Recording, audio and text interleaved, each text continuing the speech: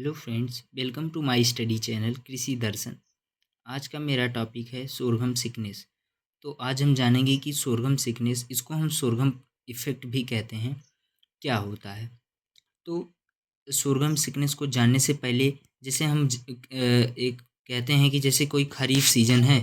खरीफ season में मान लो हम कोई क्रॉप लिए और उस क्रॉप को हम ग्रो किए किसी भी फील्ड पे, और उस क्रॉप को जब हम ग्रो किए उसके बाद जब हम उसकी हार्वेस्टिंग करेंगे तो केवल हम जैसे सीरियल्स के केस है तो केवल इकोनॉमिक पार्ट सीरियल में ग्रेन ही होता है। तो हार्वेस्टिंग मान लो एक लार्ज स्केल पे हुई और कंबाइन से हम हार्वेस्टिंग कराए। तो जैसा कि आप सब जानते हैं कि कंबाइन जैसे कोई भी मशीन हुई या फिर आप कुछ भी हाथ से ही हार्वेस्टिंग करते हैं तो कम से कम लीव्स ना सही, स्टेम ना सही, तो कम से कम रूट वगैरह तो जो क्रॉप रहती है उसकी वो तो सॉइल में बची ही रह जाती है। और यही रूट, स्टेम, लीफ जो अदर मतलब पार्ट होते हैं इकोनॉमिक पार्ट को छोड़ के क्रॉप के, ये सॉइल में बचे रह जाते हैं और कुछ समय बाद जब ये डिकम्पोज होते हैं तो प्लांट को जो अगली फसल रहेगी, अगले सीजन की जो फसल रहेगी, ये जो सक्सीडिंग क्रॉप जिसको हम कहते हैं, जो आने वाली फसल है, उसको ये लोग नाइट्रोजन और अदर न्यूट्रिएंट प्रोवाइड कराते हैं आफ्टर डिकम्पोजिशन। तो लेकिन सोरघम के जो केस है इसमें देखा जाता है कि जब सोरघम की हार्वेस्टिंग हो जाती है तो एक सोरघम प्रभाव दिखता है। ऐसा इसलिए क्योंकि after harvesting of sorghum due to the wide C N ratio, क्योंकि सोरघम का जो सी-एन रेशियो है, कार्बन नाइट्रोजन रेशियो, वो बहुत ज़्यादा होता है। तो ये बहुत ज़्यादा समय लेता है डिकम्पोजिशन में। लिखा गया है कि it take long time to decomposition, so nitrogen block in soil and affect the growth of succeeding crop.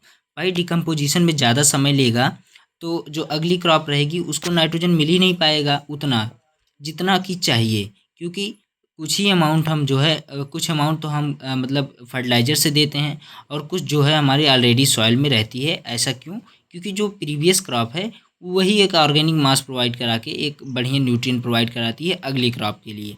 तो ऐसा देखा जाता है कि इसमें वाइड मतलब सी-एन रेशियो ज़्यादा होने की वजह से सोरघम का डिकम्पोजिशन ही बहुत देर तक होता है। इसलिए नाइट्रोजन जो सोरघम का ऑर्गेनिक मतलब सोरघम का जो ऑर्गेनिक मास है वो डिकम्पोज होकर न्यूट्रिएंट नहीं प्रोवाइड करा पाता है जब उतना जल्दी कि जब हम अगली क्रॉप को सोइंग किए हैं उस समय पे। तो इस प्रभाव को हम सोरघम इफ़ेक्ट कहते हैं, जिसमें जो सक्सीडिंग क्रॉप रहेगी उस पे नाइट्रोजन की डिफिशियंसी के अर्ली सिम्टम दिखाई देंगे।